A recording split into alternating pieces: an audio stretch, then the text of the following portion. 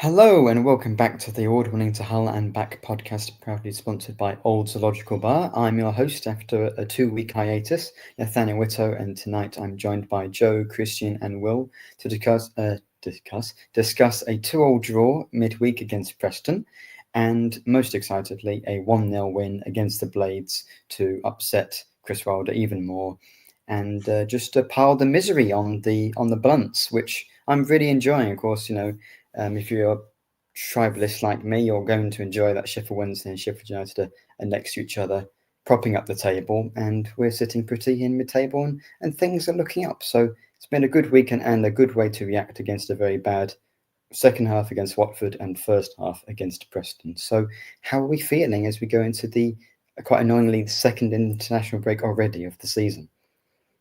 Yeah, I'd like to get some momentum going now and have a run of games, but we've got to wait until the 21st for another home game, which is annoying. And then a couple of weeks after that, we're on international break again. So it's frustrating, but it is what it is. Will the season flow better next year when they've got the just big 3-week international break all rolled into one, end of September into sort of the middle of October? We'll see. But is that a thing? Yeah, it's going to be a thing next year. Instead of the 3 separate international breaks, they're doing one big international break from like the middle of September. So we'll have a couple of games straight after the transfer window ends until it's going to last for 3 weeks. Yeah, it's a 3-week window. Huh. That's interesting. I mean, I guess we'll deep dive on that this time next year, but I didn't know that, so every day is a learning day. Will, how are you feeling after, clearly, I think Tuesday was a perfect encapsulation of what Sergei Yakievich football is like under City. It's very Slutsky 2.0 at times, isn't it? I don't know if it was ever meant to be that bad, that first half. No. Yeah, it was a phenomenal response, quite frankly, considering, at half-time I had already pretty much written my report ready for full-time 2-0 loss. Absolute training exercise for Preston, but fair play to the lads. They obviously, words were exchanged at half-time.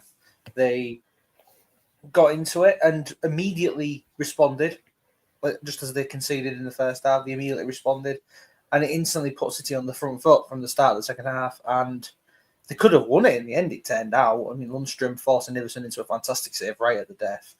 But outside of a couple of moments where, Preston Devine should have scored when he managed to somehow hook it over the bar from about 2 feet when it was at 2-1. Apart from that, City would dominate the second half for a lot of it, and I was very surprised that we had it in us, that response to such a poor performance. Mm-hmm. Yeah, well, I guess we've seen with the late goals, we've got character. It's, difficult when we're conceding so many goals. We don't want to have to try and outscore the opposition every match. But Christian, what were you thinking at half-time? Because I think words like this, especially last season at home, abject and atrocious, get thrown around a lot. But that actually really was any word you can describe it as. And that's putting it politely, Nathaniel, if I'm being honest with you. It was probably one of the not only the worst first half I've ever seen at Hull City, but I think in football history of first halves, that was abysmal. And it was worrying going in at half time, and everybody were all discussing it and we're all talking away and everything along those lines of how bad it really was. And it did look like it was going to be a bit of a goal fest for Preston, let's call it.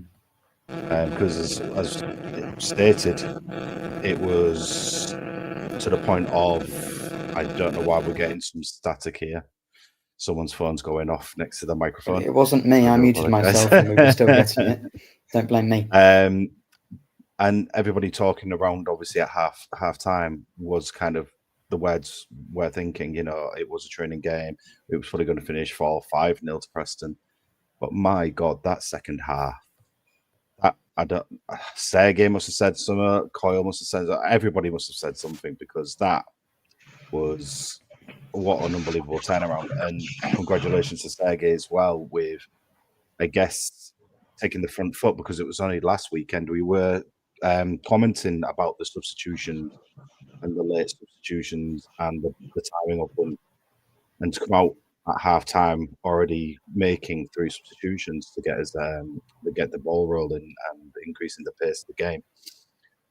Brilliant. And it's something that us fans see with respect to the manager, a lot of action and kind of changing things up.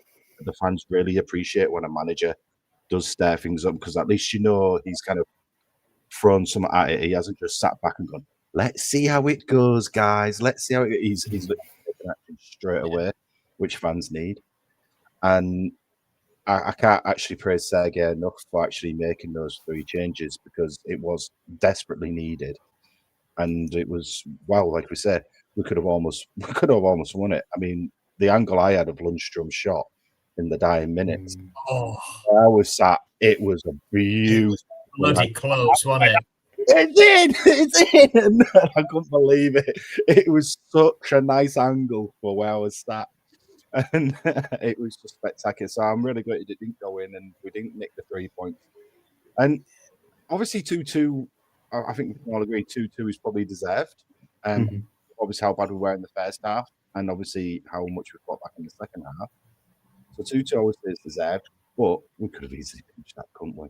We could have easily pinched that near the dying. Well, Miller had some chances as well, didn't he? Can I just say, real quick, I must disagree with you on one point that you made very early on there, which was it was the worst half in the history of Hull City. I was going to jump in there as against well. Wigan Athletic, where we conceded 7 goals. Well, okay, yes, sorry, Wigan. You do put Wigan to the back of your mind, is... because that game never happened. Will, that game never happened. It was just. I wish I could believe that, but we're in the Championship, aren't we? I remember it. League One. What's that? I mean, League Sheffield One. United are going to have to get used to what playing Wigan teams like that is like, but we don't. And Sheffield was good, though. I mean, it was nice. It was a nice game in there. I mean, look, it was cold, it was windy, it was rainy.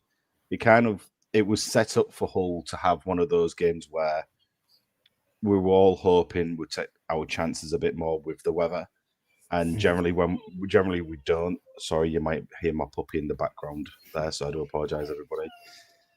And it's Chris Wilder in the background. It sounds like Chris Wilder. I should have called you Chris Wilder, shouldn't I? Really, little puppy. And calling the dog Chris it's one of those where usually the game would have gone the other way around. Like, we wouldn't have taken those chances, and we would have paid the price. And let's be honest, I really, really, really couldn't have coped with a loss to Wilder and Sheffield United. I don't think I could have coped with it. And it's just so bittersweet that we got the result. It really was a bittersweet win. So, yeah, I'm buzzing. I'm absolutely buzzing. So, yeah. There's nothing bitter about it, Christian. It just tasted absolutely beautiful, mate. Did. Seeing Chris Wilder just sob having played Hull City again. Oh, inject it. Especially after... Go on, Will. The only thing that would have made it better if he had been in the press box and had been banned and been unable to do anything about it. Yeah, we both, you and me, Will, we spoke about it before the game, didn't we? We expected Wilder to be in there, but for whatever reason, would have been if he hadn't appealed the decision. I know. And then the poor steward Dylan, who was meant to be chaperoning him up there, he'd have got to watch the game. But anyway, the Ruben Sayers chants, someone mentioned in chat there, I think they were superb. Beautiful. I think that was brilliant. I can imagine Sergei being a little bit confused, thinking why they're not chanting my name, why they're chanting the name of my predecessor. But we are winning at the moment, and I am the manager. Yeah, but we must get. I don't really think he's got Ruben as the guest of honor. Yeah. Well, they had Fraser Campbell in the house, along with a couple of others who sort of live Sheffield way. But yeah, bringing Ruben back would have been ultimate shithousery for that. There were a lot of narratives going into the game. Of course, Chris Wilder's comments about McBurney wanting to come on trial to Sheffield United. And of course, I assume if Chris Wilder had been the manager in the summer, of course, he got sacked after the playoff final that they lost at Sunderland. And of course, see how well Sunderland are doing, how poorly Sheffield United are doing. That last-minute goals really kind of killed the momentum Sheffield United had, which again is something I'm really enjoying. And again, a crazy decision to hire Ruben, but I guess, the Sheffield United podcasts tonight we'll be talking about that more so than we need to. But, trying to get in his head, but really clearly Ollie McBurney is in his head, as he's been in the head of every defender this year. And, of course, he didn't score, but he got the man of the match again yesterday, at least Sky Sports. And I don't know how he got man of the match, by the way. No. Just quickly. United did such a good job of making sure we couldn't get anything into McBurney, and we couldn't go through Giles either. They did such a good job there. McBurney had that one chance all game, and that was that. So how he won man of the match, I have no idea. But it's just I'd say his work rate was kind of decent. He tried to win everything up high. He did a lot of work. In my opinion, a different former Blade should have won man of the match, personally, and that was John Egan for me. Oh, Regan Slater. Yeah. Slater would have been a good choice. Yeah, I thought you were going to say Slater. There were more Sheffield United appearances in our lineup historically than there were in the Sheffield United lineup, which was funny. Of course, the combined ones of Slater, Egan, Lundstrom, and McBurney.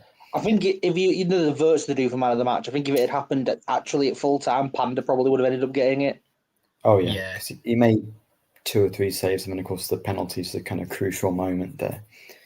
I don't know why Harrison Burrows. Which to be fair, on Pandur is a great response from him because he didn't cover himself in glory, hasn't covered himself in glory full stop this season, but particularly against Preston, that second goal, he really should have done a lot better than he did with it. But it's a good response because he himself admitted he hadn't had a good time recently, and he's responded in the best way. My favourite thing about the penalties, but even from the main camera that's on the bottom of the West Stand, you can tell he's grinning from ear to ear. It's just so huge. That's the sort of mentality I want to see. I loved how at the end of the game as well, he turned round to the South Stand. He had the ball in his hand. He just stretched his arms out wide to sort of like he's saying, "I'm back and I am the man," without saying it. I think, Evo needed that. Evo needed that clean sheet. He needed that big match-winning moment, saving the penalty, which if Harrison Burrows sends Evo Pandur the wrong way, then that's a well-placed penalty. But because Pandur guesses right and it's hit with no power, it is such a poor penalty from a player who himself is short on confidence, having the start to the season that they've had and getting dropped for Sam McCallum at the start of the game. To start the game, sorry.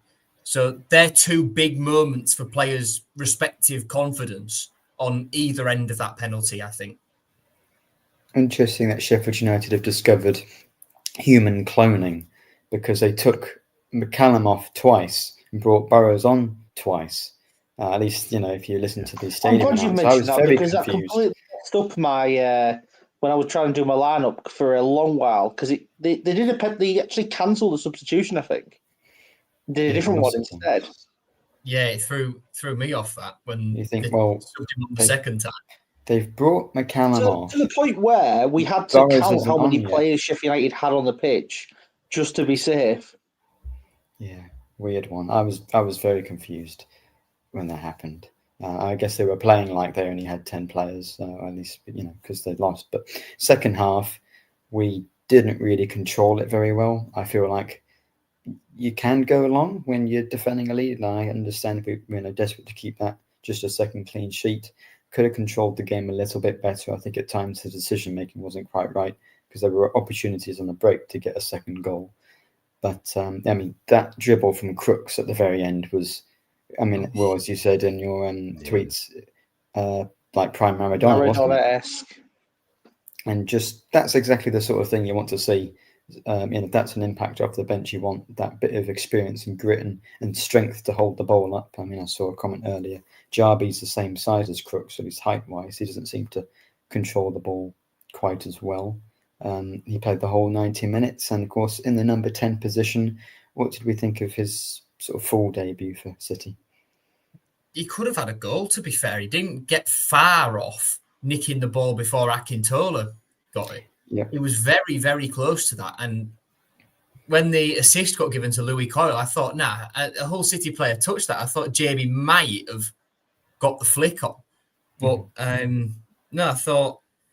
think JB's just a bit steady at the minute. You can tell he's still trying to find his feet.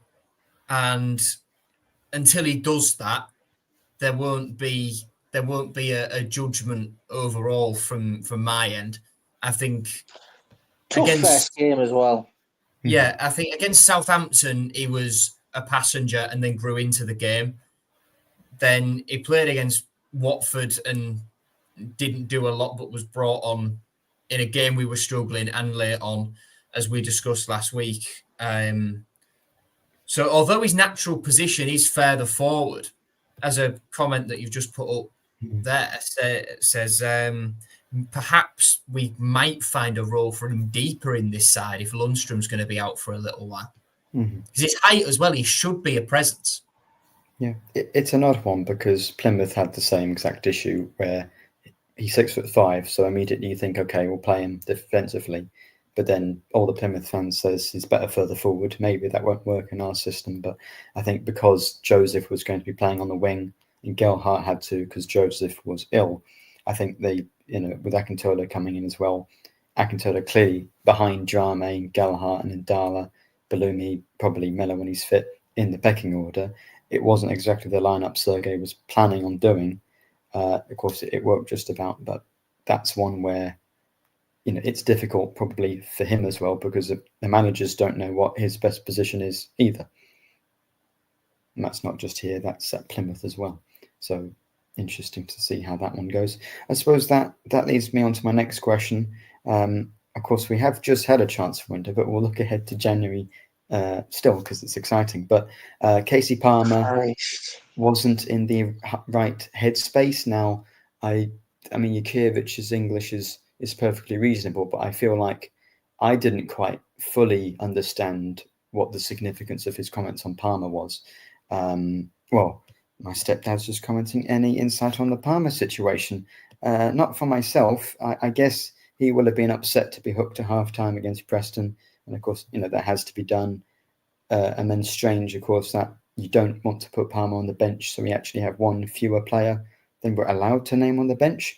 I think we were talking about this before the podcast, because Mataza will be back as well, another midfielder by January. Palmer is probably the player you get rid of in January to free up another spot to bring someone else in. Well, it could with his wages because he won't be on pennies. That could, depending on what we're going for, fill up 2. Yeah, or free up 2. But he said, Lee, there's a comment here for audio listeners listening on post-match. Lee Eads put a comment in his post-match interview with Radio Humberside. He said he wasn't in his plans, which isn't necessarily true. The transcript of the interview is as follows. So Sergei Jukiewicz's said Kyle was ill. Casey wasn't ready for this game. That's my decision because, and then Mike White interjects, says not ready in what way? Not ready in the head. That's it. This is normal in football. You just need to say to me, for me, there's no one above the team. No matter his name. So for me, this is an easy decision and that's it. We're looking forward. Your decision, not him coming to you saying he didn't feel right, asks Mike. Sergei, my decision that he wouldn't be on the bench. How did he react? I don't know. Have you spoken to him about it? No. If Kyle Joseph is there, he will not be on the bench. He, Palmer, will not be on the team sheet if Kyle's healthy. It's my decision for this game. Has he potentially played his last game for you? That Mike goes on. Sergei responds with, yes, because we still have Brandon Williams. We have, and Darla's not ready because I don't want to take the risk. But when we called after the team meeting, because Kyle called us in the morning that it doesn't feel well, if I call you, you have to be ready. You're not ready? Okay. We'll play with the 8 subs because we can have 5 on the bench. So he sort of implied that Palmer was a little bit annoyed with him for hauling him off at half-time, because that's not easy on any player. And Liam Rosenior said something after a game when he was manager here, when he subbed Ozan Tufan off at half-time. I can't remember for the life of me what game it was, but I remember his interview. He said that he spoke to Ozan to explain his decision after the game, and Ozan was fine with it. Yeah. But he admitted, Rosenior, that it was any one of the 10 outfield players that he could have taken off. So perhaps that's not being translated in the right way, the message Sergei was trying to convey, if that's what he was trying to convey. We've only got part of one side of the story here. We will probably never hear the players' full side, and we won't know the full extent of what's gone on behind the scenes for quite some time, I'd imagine. For me, I'd have expected Casey Palmer to have been gone in the summer if we hadn't had the restrictions put in. Yeah. And we would have signed more players. We'd have signed whoever. I think it's fair to say Casey Palmer will be gone in January, as Nathaniel's just said. And only Sergei Yakirovich at this point will know if Casey Palmer has played his last game for Hull City. But if we're looking at it purely as Casey Palmer's been rang up, said, you're on the bench, Carl Joseph's ill, and he's gone, nah, I can't be bothered. You've got no right to have that attitude, having played the game you've just played. He was awful in that first half against Preston. Yeah. He was horrendous. Cody Drama gets cut a little bit of slack because he was out of position. Casey Palmer was in his natural position and was horrendous. He doesn't have the right to have that attitude after what he's done. And whenever he started games for us, he's not done an awful lot. The only games that he started where he's played well are Wrexham in the Cup earlier this year and Stoke away last season under Tim Walter, the first of the 3 wins. So, like I say, only Sergei Yakirovich will know if Casey Palmer has played his last game for Hull City, but I think it's safe to say he's been named in the starting 11 for the final time. Anyway, that's my view. Yeah, I think actually Yakirovich said he hasn't spoken to Palmer since then as well. And, he said it's normal for this to happen in football. I don't think it's very normal for 28-year-old Casey Palmer, who's played as 200 championship games, played for all these clubs, to not want to be in the squad. He's a football player. He's getting paid to play football. We don't know if he's refused to play, but, it's a bit of an odd one. And because of the situation, I think we were talking about this only a few weeks ago towards deadline day. We were looking at Slater or Palmer. Who would we in an ideal situation think could move out of the club to free up a spot? Because you're looking at, it isn't just who do you want to sign, it's more who can we get rid of, and this just makes it more likely. Of course, we'll see what happens. Has he played his last game? Well, if we get 10 injuries, then no, obviously he'll have to play, but it's a bit of an odd one. But we don't want to talk about Palmer too much, because I think what is clear, just coming out of that, and we'll go around with this as well, is I think it's clear there has been some disagreement and some falling out between Sergei Yakirovich and Casey Palmer over the performance against Preston. Whether that's directly because of the substitution or something afterwards on the training ground, who knows? But there is definitely, between then and now, something has definitely happened, and that is obvious. Mm-hmm. Yeah. No, I think Nathaniel, you said something quite decent then at the beginning of the season. Time for everything. No, you do it quite often, my friend. Don't you worry about that. No, when you were actually saying beginning of the season, when we're looking at the do we keep KC versus Regan Slater? Look at it today. Regan's proven his worth to stay, whilst Casey has probably gone the opposite direction. His trajectory is not really proven anything to anyone at the moment. Don't get me wrong, I was a big fan of Casey Palmer. I like what he does with the ball at his feet when he has the ball in an attacking sense. But defensively, even when off the ball, just even if we're on the attack and we're off the ball. I mean, that display, that first half display, he was numero uno, I think, on every fan's lips to be one of the players to be substituted off, just because of how he was playing. He was lethargic. He wasn't aware of his surroundings, the players around him, the ball at his feet. Everything that he was doing was wrong in that game.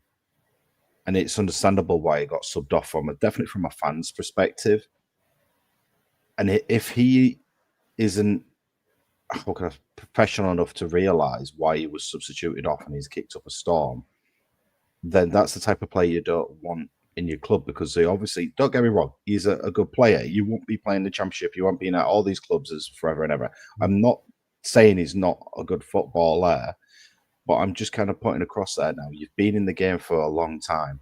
Surely you must know that you've had a bit of a stinker. You've understood why you've been substituted off. You've got no right to kick up a fuss and a storm. Your head should just go down a bit, crack on, work a bit harder, and understand what went wrong that game, not moan about it. So when players start doing something along those lines, it frustrates me from the fan perspective. Mm-hmm. And when fans kind of get frustrated at players that kind of do that, now obviously it's a speculation, a lot of it, but this is how it is coming across to the fans. When that does happen, fans are like, get rid. As Marsh said earlier on, if he's gone in the January transfer market, in January, sorry, like Zambrano, we know he's gone to Maribor for a reason. We can get him on loan. We've got the pennies.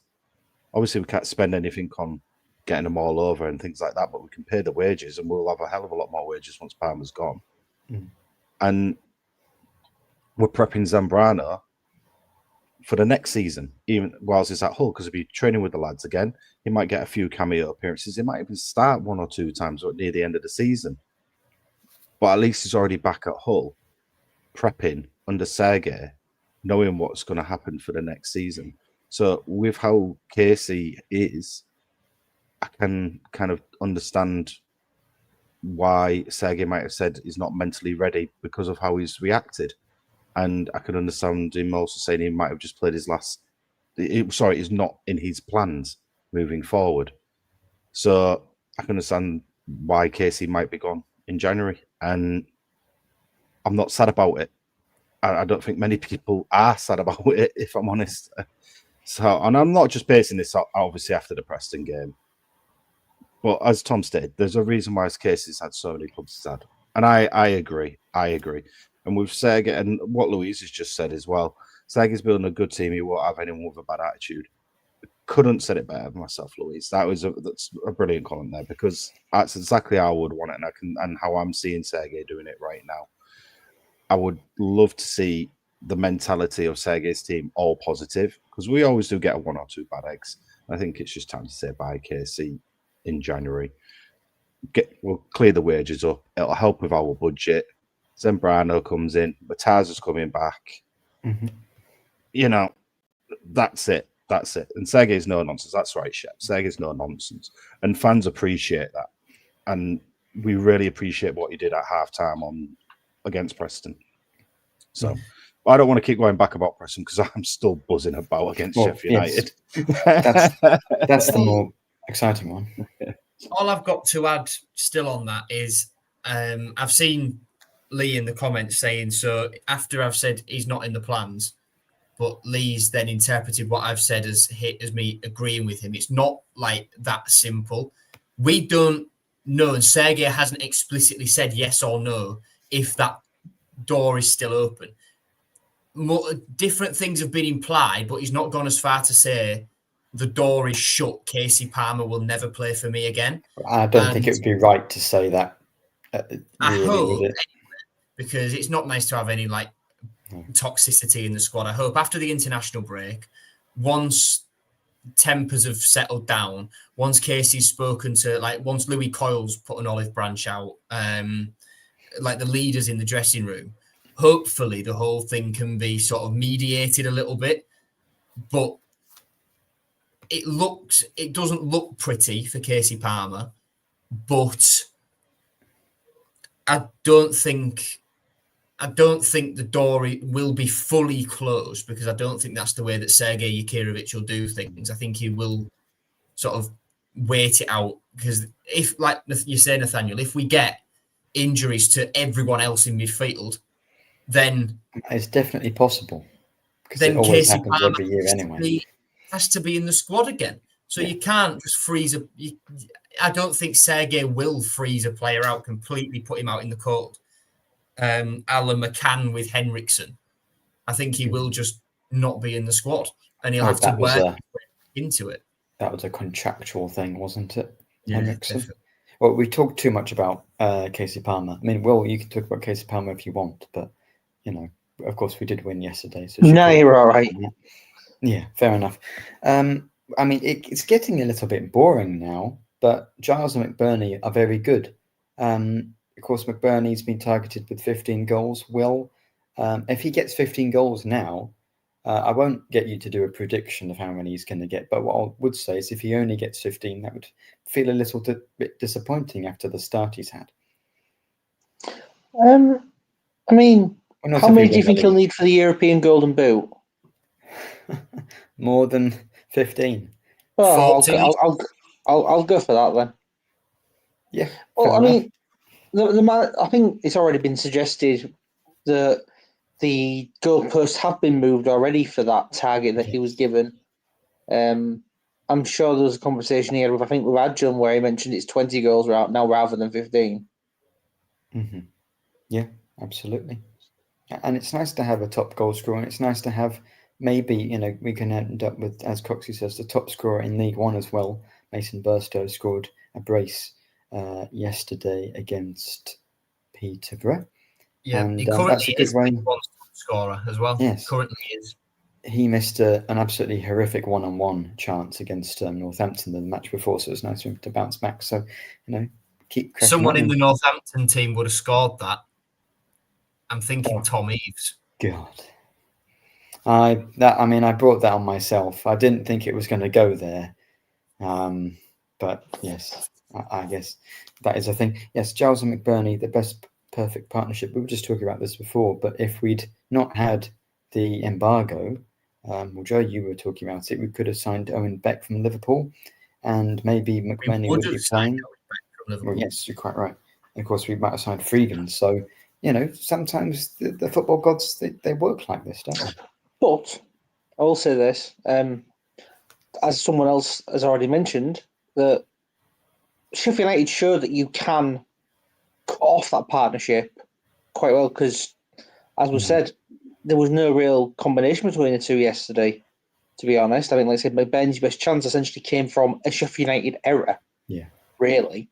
And Giles barely got the ball in, but it showed that as a result of them cutting off that side, it allowed Coyle to put in the crosses that he could. So it says a couple of things. It says that, cutting that off shows that maybe McBurney's chances do dry up, but the fact that we have a fullback on the other side who is just as capable of putting in a superb cross says that there is still some variety to our play and who can provide chances. Well, the cross from Coyle was so good that I think Gelhardt could have scored it, Jarby and McBurney could have scored it, and Akintola did score it. Comment on Akintola. He's now scored more league goals than the Kilo, Amur, and Cynic combined. So, I would say he had a good performance for him and for Turkish Super League signing. He had a good shot game wasn't for him. going in, but he's still new at the club. That's all we can.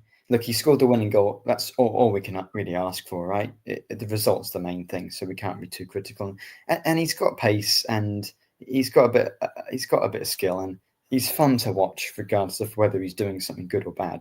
Because he's unpredictable, and that as a a fan. When McBurney had his chance, he really probably should have passed it to Akintola that was running by him. Yeah, but come on. Yeah. He's not going to... I don't blame McBurney because he's a striker and that's the sort of thing you do, but... I agree. No, I can tell that. We've said it before, he's a bit all over the place, but... He's very all over the place. You can't fault his effort. You can't fault He his seems effort. like an absolutely cracking lad.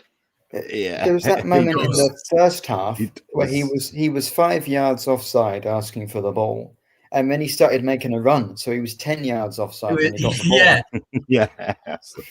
He's 29. Yeah. Like if he's not Absolutely learnt that cracking now, lad, like I said. they must have different rules. he is in like Turkey. he's fascinating. Like, Will, you've not sat down with Akintola yet in a post match presser, but in a pre match presser, he was so like fascinating, talking about his life and his career and turning down a move to Saudi to come and play in England, and all his family back home in Nigeria saying, "No, it's not about the money. Go and play in England, mate. Saudi will come again." And Well, not based on these performances. he is such a weird player. And well, I saw that shot. That shot was right in front of me. I saw it take a deflection and him run off celebrating. What are you on about?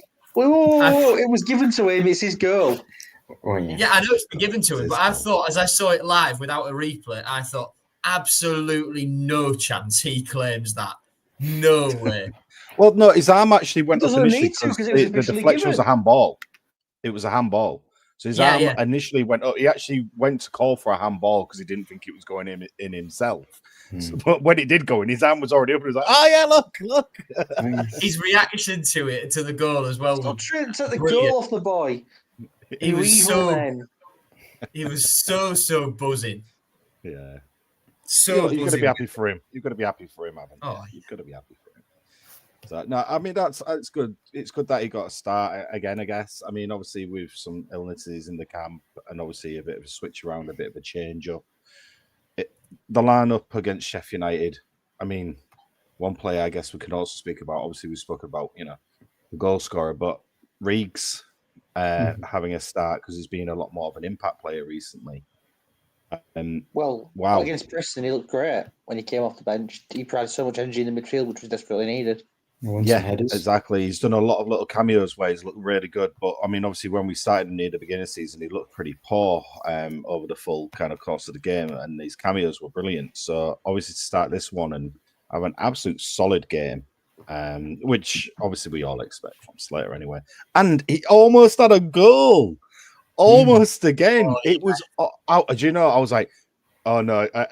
My missus sat next to me. She's like, yes, he's going to do it. And I was like, no, it's not. It's going to be Slater. It's going to go bounce somewhere. It's going to get deflected. It's going to hit a post. Cover the bar. It's going to get hit the bar. Yeah. That was another one, though, that was right in front of me. I saw it and I thought, oh my God, no way. No, no way. This is going in. And then it got the damn it. No way. Look. Slater's going to get his goal at some point, but he'll get one this year. In 2 years. Yeah, Championship playoff final. Oh, yeah. Against Sheffield, no, they won't be there. Well, no, dear no, absolutely no chance. Look, with respect to Sheffield, they played a good game. As in, they had a game plan to stop Giles, McBurney. They did have a game plan. They stuck to the game plan. They did it well, defensively, to try and stop us. But their game plan to win it was pretty much kind of Hail Mary. The game kind of felt a lot like the Southampton win at times. Yeah. Opposition really pressing with the ball, but not really creating lots. Gus Hamer did his best to try and create stuff for them, and he was probably their best. He was definitely their best player in an attacking sense. But outside of him, there was very little coming from that side. No, I agree, Will. I agree. That's the thing. For all the possession, there wasn't really anything to boast about from the Sheffield United side. I mean, the penalty obviously. They had those shots from the corner that Crooks cleared off the line, but that's not necessarily from their play. That goal out scramble, Jesus Christ! God, it's like the worst things in the world when you're watching them. Like that goal mouth scramble we had against Middlesbrough a few years ago. Also made those saves. It reminded me a little bit like that. They're one of the best things to see if you're like neutral, but they're the worst things in the world when you're involved. Like both of those goal mouth scrambles, like the Allsop one, I was at that Middlesbrough game. It was at the other end of the stadium. So it was just sort of like you're watching a melee of bodies and you have no idea where the ball was. This one was again, right in front of me. So I could see absolutely everything that was going on. And all I saw was amber shirts just... They were literally flying, weren't they? They Well, were the flying. only thing you can see is Crooks clear it off the line. That's like the only bit of play you can actually gather. But and you can't tell it's him either. It's just someone's cleared it off the line. One of Hughes and Egan gets in a really good block as well somewhere in there. I think it was Hughes. But you see that and you just think, sorry, go on, Joe. Oh, there's another one. Hughes tackling when Amir gave the ball away suicidally. Just a horrific that was a key moment. Fantastic challenge from Hughes on that one. It's still early doors. Hughes looks like he's maybe getting back to where he was for me as well. He does. Early doors, Amir, after a positive start, that second half against Watford has killed him. He's proper tailed off. Yeah. I thought it looked okay yesterday. Outside of that pass, I thought he was all right. I was going to say that pass obviously is going to highlight his game. But he switched to play for the goal as well. Yeah, he did. Like he did in Swansea. I feel like on the ball he's probably pretty good, but kind of going forward, but going backwards or defending less so. Because yes, that was a completely needless pass, and it wasn't just him doing it, but there were a lot of times yesterday where we just don't keep the ball when we're under pressure. We're not good at keeping the ball, and what you want to do is, offense is the best form of, defense. No. Yeah. What's the phrase? I don't know. I'm letting you sit with that. The best form of defense is attack. There we go. Thank you. But we don't seem to do that under Jukovic when we're winning. And the best form of attack is attack. Or what we're doing is we just punted up the pitch, and Desan had a difficult time coming off the bench and just trying to win the ball. It was just running, wasn't he? Well, yes. I see the application there. So he just needs to get, come on and actually when we have the ball, whereas usually we're chasing the game when he comes on. Talking of the subs, I thought a certain Mr. Shemi Ajayi, I thought there would have been an irony if he was brought on to see the game out and then conceded the pen to lose us the game. But he was the first player at the end of the game over to Ivor Pandur. And in that hug was a thank the Lord you exist. And it was a shite challenge, let's be honest. There were people around me. Definite penalty. This is another thing that happened right in front of me. Ajayi just did that needlessly. Where he has Danny Ings there, right on the edge of the goal line, on the edge of the box, all he has to do is stand there and force Ings to do something with the ball, move it backwards, or do something unbelievable to turn it, or try and or just be there to block it out for a corner. The one thing he didn't need to do in that situation was put his foot in, and it's clear as day that it's a penalty. And people around me will look at, that's never a pen. That's never a pen. Sorry, grow a pair of eyes, put some glasses on. To be fair, it didn't look like a pen from where I was until I saw the replay. Yeah, but the difference is, though, you're sat miles above it. It's right in front of me, and it was right in front of all of the people sat round me as well. So I've got to interject a little bit because from my angle, I'm on the east, and I'm kind of obviously in that angle closer to where it happened. And from my angle, it was one of those, it did look really soft to the point of where, yes, all right, it is a pen after I've watched the replay. But in that split moment time, it actually looked like his foot was next to his and didn't actually touch him. He just kind of went down. Yeah, it did from my angle. It just looked like he went past him. It just went past him. And that was the one thing. And I was quite close. And I was like, what's it gone down for? What a penalty? Are you mad? What? I was like, that. Well, after obviously watching the replay, didn't help the fact it was Gavin Ward either, who's a fucking awful ref. Oh god! The first half he was all right. Then the second half he reverted back to type. Yeah. I don't agree with Enshep here, saying nowadays you can't touch anyone's soft pen. I mean, he did just scrape down. He did rake his leg. He did rake his leg down his leg on the replay. It didn't look like that in real time, but no. From where we were. The ref saw First it. The choice ref got it centre right. half. First I choice centre will. half. I mean, Sheffield I would put it down a little bit to rustiness. First game back. You'd hope so. Yeah, I'm willing to give him the benefit of the doubt on it, especially considering it ended up not big going in as well. Well, I don't think he'll have gone from being one of the best, defenders in the whole world to try and keep a clean sheet against free-scoring Coventry on the first game to coming off the bench and immediately becoming garbage and, hacking down Ings 5 minutes. I don't know. That's how some people like to act nowadays. Well, true, quite Well, true. With Is respect to the Sergei's penalty, first choice centre half though? Let's not forget that. Oh yeah, It's such a daft thing to say because Shemi Ajayi will get injured again. So Egan, even though you might see him as second in the pecking order to Ajayi, he will play more games than Ajayi will this season, just by virtue of the fact Shemi Ajayi is made of sand. yeah. I mean, yeah, it's harsh to sand. I think sand has more integrity or more durability than that, to be honest. I mean, yeah.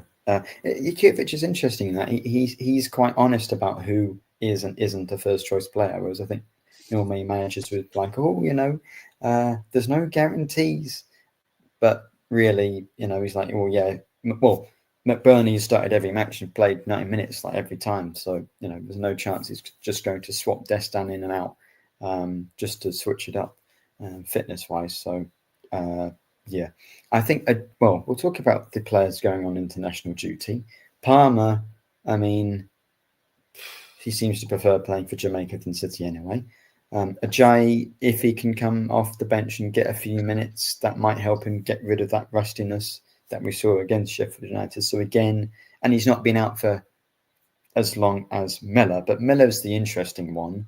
What do we think of that situation? Because I know clubs can't force players to stay, but I think I doubt that, considering Canada aren't playing World Cup qualifiers because they're already qualified. I doubt that they'll be like, oh yeah, Miller, you've come back from an ACL injury. We don't have the best team. We don't want you to do another ACL, and we're going to start you both games. Surely he'll only be coming off the bench 10 minutes at a time anyway for them, because there's no need to risk him from their perspective. You'd imagine there'd be a lot of collaboration between City staff, Canada staff, the respective medical teams to manage what Liam Miller can play. If it were me, like the club can't refuse to let a player out. That's something the clubs aren't allowed to do. Mm-hmm. But if there was ever a mechanism to do that, this is the time you do it. He's played 2 games since he came back from his... I completely disagree with that. There's nothing wrong with it whatsoever.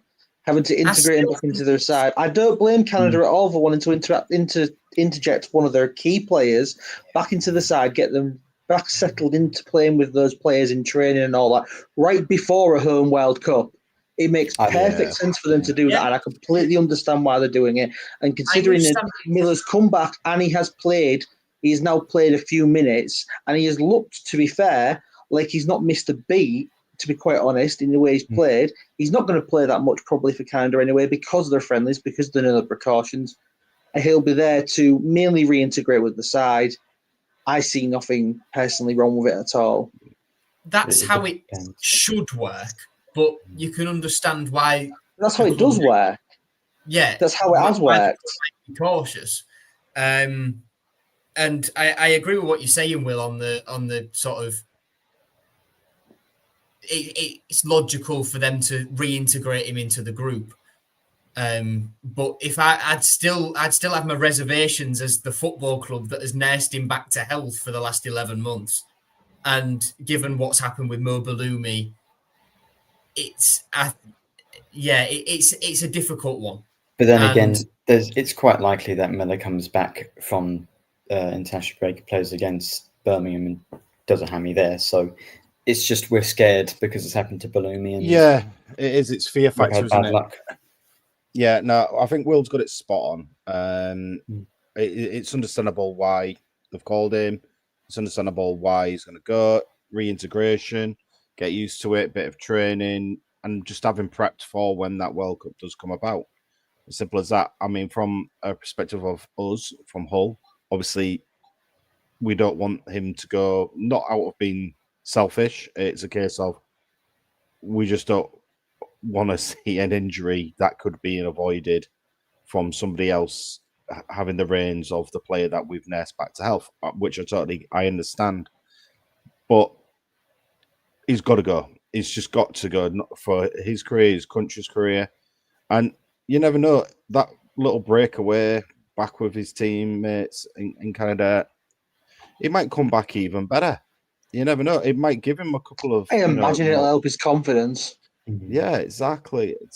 It'll help his confidence. He'll come back a bit of a stronger player. And you might even start seeing him, have those full starts again after this kind of break.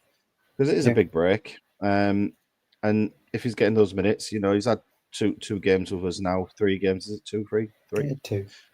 2. 2 games back with us, and they both look great when he's been on. He's looked really good. So a couple of games and a couple of training sessions elsewhere to come back to for when we start up again.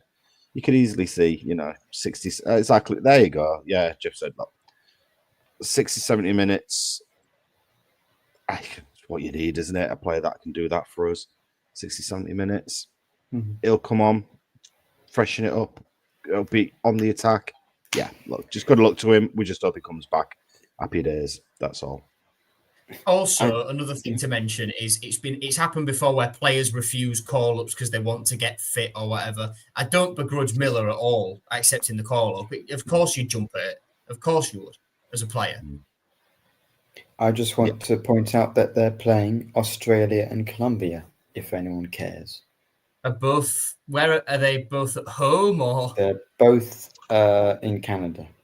Okay, there you go. That's a bit less travelling for him then, because there's a chance, and the same goes for Palmer, whether it's relevant or not, that they miss Birmingham having, depending on when the game's travelling. Palmer's missing Birmingham anyway, isn't he? So yeah.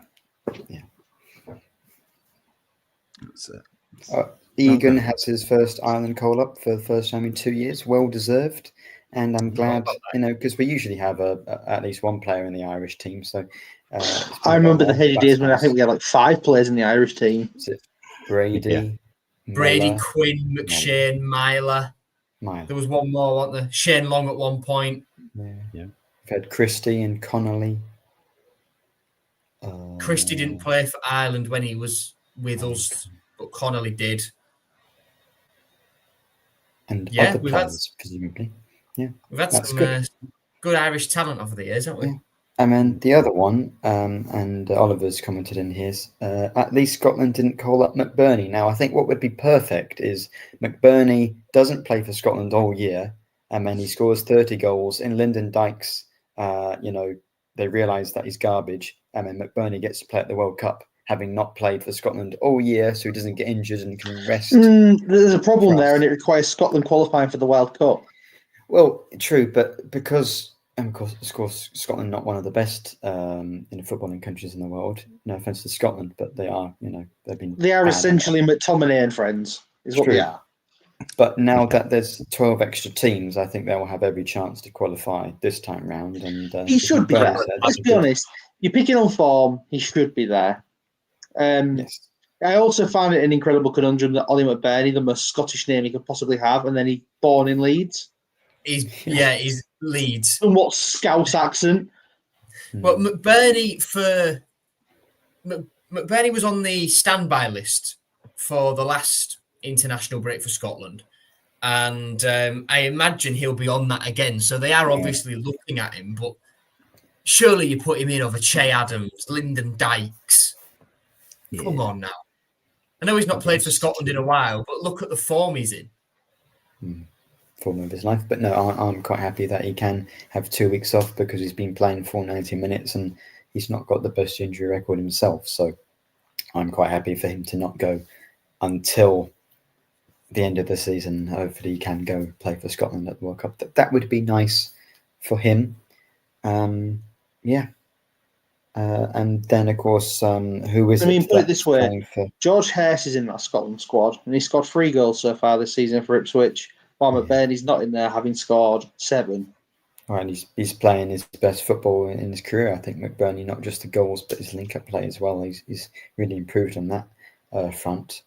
Who is it who's playing for Albania's under-21s? They've got a call. Aiden Shehu, 21s, is going with Albania again. He scored a good goal last international break for them. And Cahill McCarthy has gone with Ireland 21s as well. No Harry Vaughan in that squad because he's injured at the moment. I think it's his shoulder that he's done. Okay. Well, I'm really enjoying going to the home matches this season, which is not something that we were saying for probably the last 2 years. I have done some longer than that. Oh, I think since COVID, at least, it's been bad. True. Yeah. We've not had a full season of good home form. It's just been bits and pieces, hasn't it? Like the start of the Shota Arveladze season, his second one. But yeah, I've written out some facts here. So the last 12 league games, including Ruben Sayers' time, we've got 21 points in 12 games, which is pretty decent. That's going back to a draw against Norwich last year. So home form, even including the back end of last year, it's starting to get to a point where at least it's kind of average, and this season we've been really good. But that's 21 points in 12. The previous 24 games, we've only had 20 points. So that was back to losing 1-0 at home to Swansea under Liam Rossini, the 10th of February 2023. So we are starting to get away from that really, really poor period, and it's going to get even better under Jukiewicz. We've got Leicester next, and then we've got Charlton and Portsmouth. So definitely a chance to get, hopefully, 9 points if we can beat Sheffield United and Southampton. Hopefully we could beat Leicester as well. So things to look forward to. Of course, as tends to happen, we either have great away form or great home form, not both. We are bottom of the away table. But at least it's more enjoyable for most City fans because, of course, those are the games we get to go and see. And as I used to claim ages ago, I think the season Rossini got sacked, if the year switched to the home and away form, he probably would have kept his job. Because I think Adjun's kind of made it clear that he wants the MKM to be entertaining place for football. And as a result of what he really wants is entertaining results and good positive results at home rather than away from home.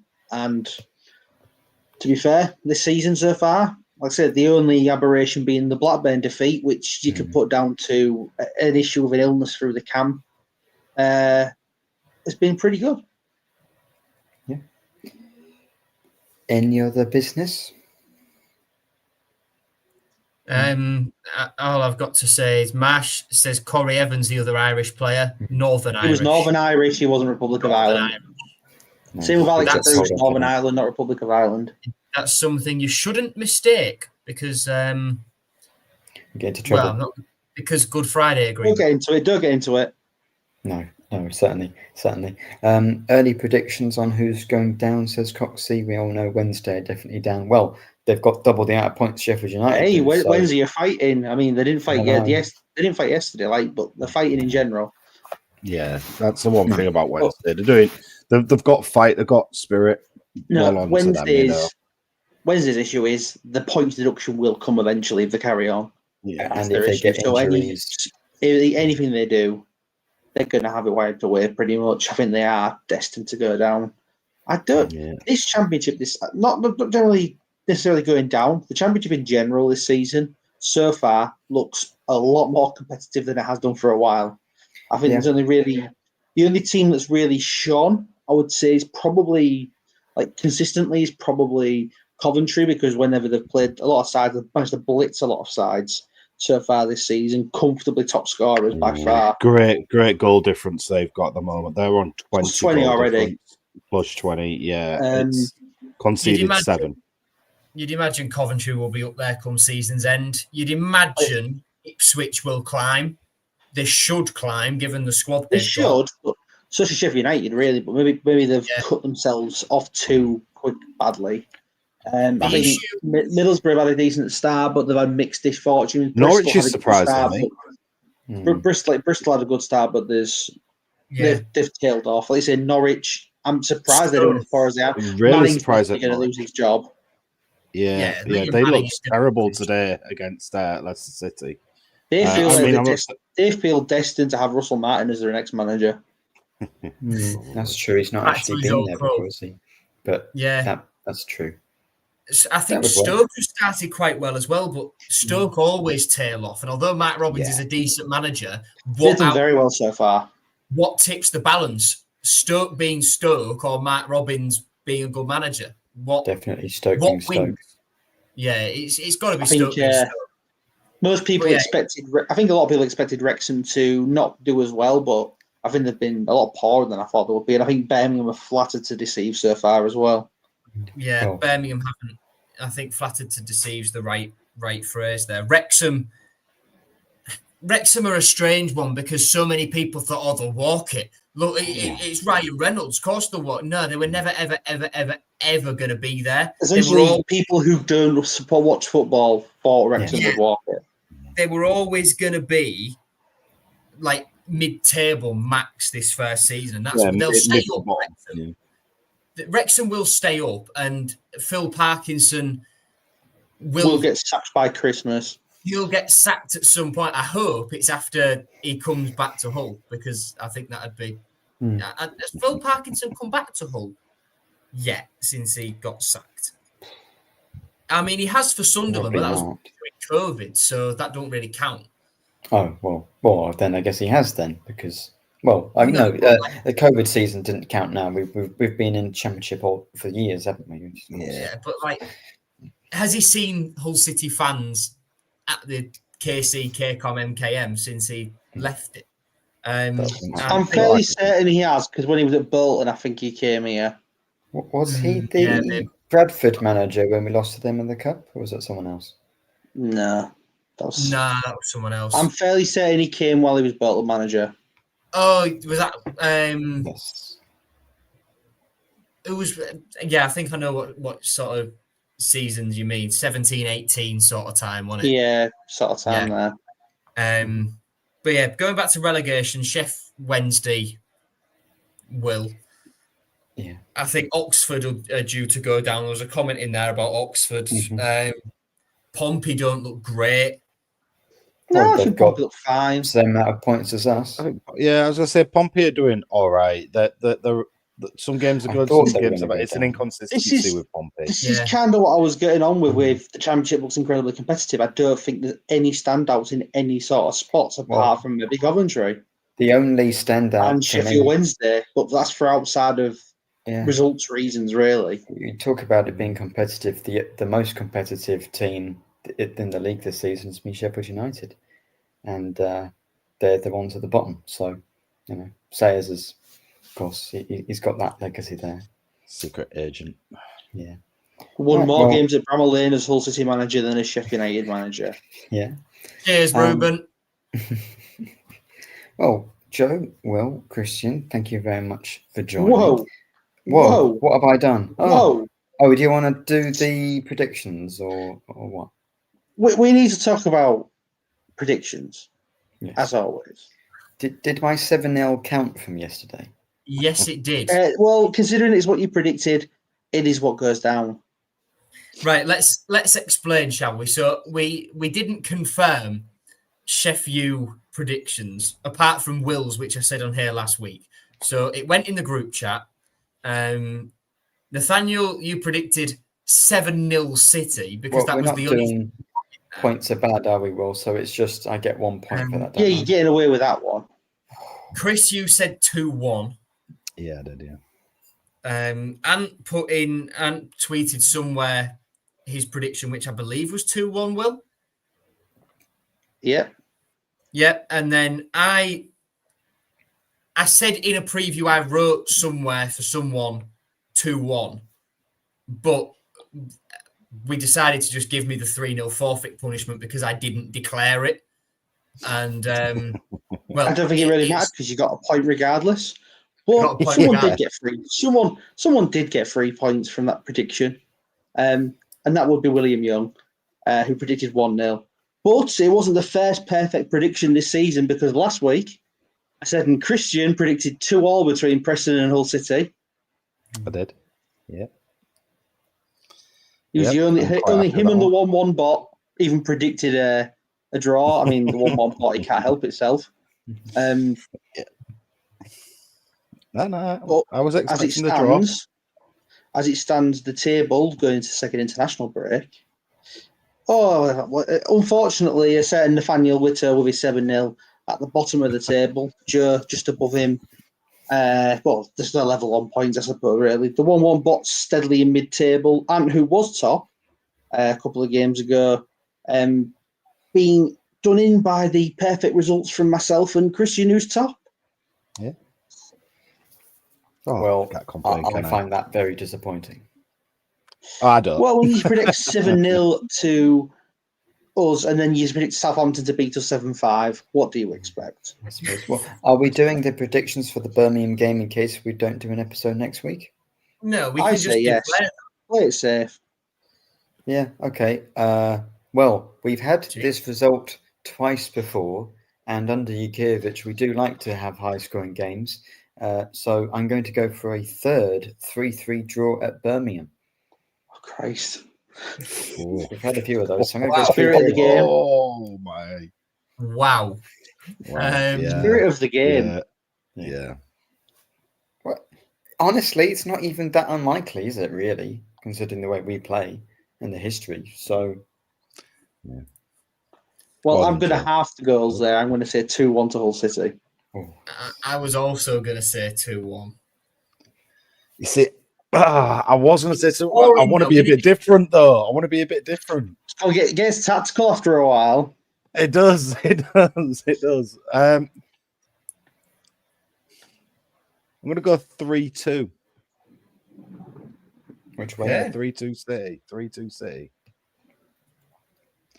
Yeah, I should stick with my 2-2. But no, I think we're going to nick it at the end. I do, Oliver. I think we're going to nick it.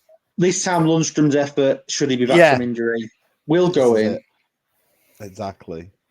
You That'd be watch good. now, because we've made them super early. Sergey will come out in his presser on the Thursday and say that everyone's like ill again. And quit. And the kids.